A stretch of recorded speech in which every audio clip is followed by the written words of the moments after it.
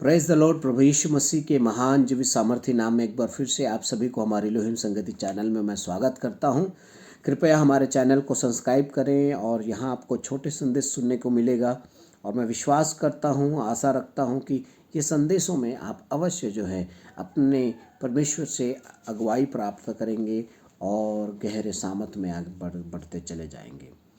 एक और छोटा संदेश मैं आपके बीच में रख रहा हूँ। अक्सर हम सोचते हैं और कई लोग आपसे प्रश्न भी कर सकते हैं, जीवन के तकलीफ़ों में गुजरने वाले, जीवन के परेशानी और हताश में जब कोई रहता है तो उनके मन में ये प्रश्न आ जाता है, परमेश्वर तूने मुझे क्यों रचा है, क्यों बनाया है। आप सब जानते हैं अय्यूब जब तकलीफ़ में पड़ गया तो उसने परमेश्वर से कहा था, हे परमेश्वर तूने मुझे क्यों बनाया, मुझे गर्भ में ही क्यों नहीं मार डाला। तो वैसे ही कई बार आप और मैं, हो सकता है ऐसे परिस्थितियों में लोग आपसे भी प्रश्न करें कि हे परमेश्वर ने मनुष्य को क्यों बनाया जब ये सब हो रहा है। तो मैं आपको बता दूं, मैं 6 बातें आपको बताऊंगा कि परमेश्वर ने मनुष्य को क्यों रचा है।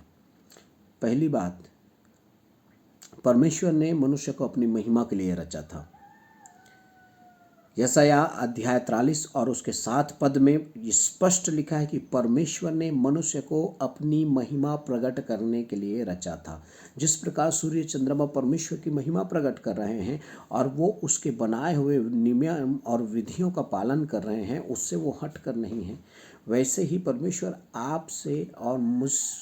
आपको और मुझे बनाने का एक उद्देश्य था कि वो जो है अपनी महिमा को हमारे जीवन में प्रकट करना चाहता था, या अपनी महिमा को हमारे जीवन के द्वारा प्रकट करना चाहता था। दूसरा, परमेश्वर ने मनुष्य को नरक जाने के लिए या छोटी आयु के लिए नहीं बनाया था, उसे अनंत बनाया था या अनंत जीवन के लिए बनाया था। अगर आदम और हव्वा पाप नहीं करते तो वो कभी भी नहीं मरते। आप समझ रहे हैं, जीवन चलता रहता, अनंत जीवन, क्योंकि लिखा है परमेश्वर ने अपने जैसा बनाया, अपने स्वरूप में। तो परमेश्वर का स्वरूप अनंत है। परमेश्वर जो है ना मरने वाला परमेश्वर शाश्वत है। तो आप और मैं भी कभी नहीं मरते, क्योंकि मनुष्य को उसने अपने जैसा बनाया था। तीसरा, मनुष्य को उसने अधिकार रखने, काम करने और सुरक्षा करने के लिए सृष्टि का बनाया था। आप देखिए, अदन की वाटिका में परमेश्वर ने उसे जो है इसमें काम करो, इसकी रक्षा कर कहा। उत्पत्ति की पुस्तक अध्याय 1 26 से 28, और वहाँ पे लिखा है कि सारे जीव जंतु और पृथ्वी के सब चीज़ों पर तू अधिकार रख। तो तीसरी बात, अधिकार रखने के लिए हमें इस सृष्टि पर और इस सृष्टि में काम करने के लिए, इसकी सुरक्षा करने के लिए हमें बनाया था। लेकिन आज मनुष्य ही जाति सबसे बड़ा विरोधी हो गया है इस सृष्टि का, और सब जीव जंतुओं पर अत्याचार करने वाला एक शासक बन गया है। अधिकार का ये मतलब नहीं था कि तू उसका शोषण करेगा, अधिकार का मतलब था कि तू उनका पालन पोषण करेगा।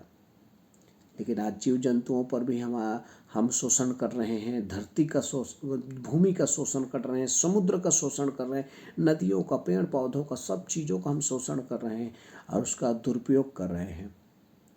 अवश्य है कि हमें जो है सब चीज़ों का देखभाल करने के लिए परमेश्वर ने रचा था, और आप ऐसा करें। हर साल आप पेड़ लगाएं, हर साल नदियों के लिए प्रार्थना करें, आप सुरक्षा के काम करें। आप इस धरती पर आए हैं तो आप काम करें, सुरक्षा करें और अधिकार को परमेश्वर के अनुग्रह से बनाए रखें।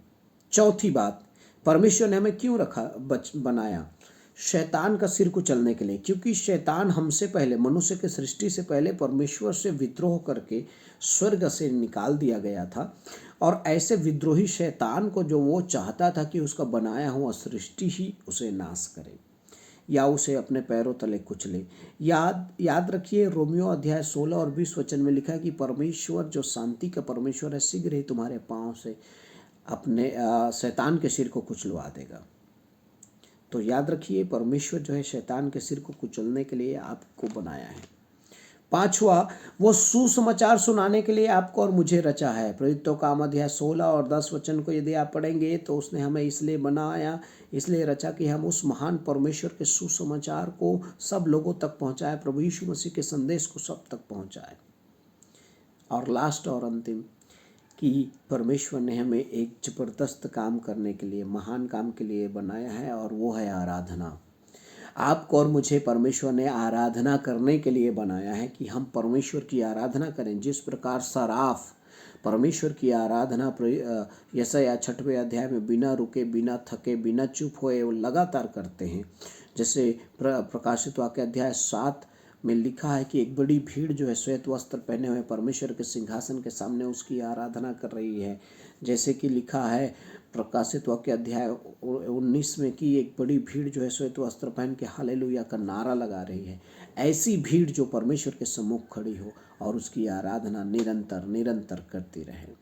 परमेश्वर आपको आशीष दे और ये 6 बातों को याद रखें। परमेश्वर ने आपको उसकी महिमा के लिए रचा है, आप उसकी महिमा करना ना भूलें। परमेश्वर ने आपको अनंत जीवन देने के लिए रचा है और जितनों ने यीशु को ग्रहण किया वो अनंत जीवन को प्राप्त कर चुके हैं।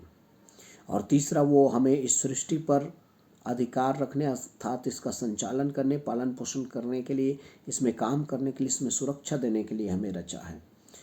चौथा, हमें पवित्र परमेश्वर ने इसलिए रचा है कि हम जो है शैतान के सिर को कुचले। और पांचवा, हम सुसमाचार का प्रचार करें। और लास्ट कि हम परमेश्वर की आराधना लगातार उसकी करते रहें। परमेश्वर आपको आशीष दे और उसके बनाए हुए सृष्टि होने के कारण ये बातें आपके जीवन में बनी रहें। God bless you. जय मसीह।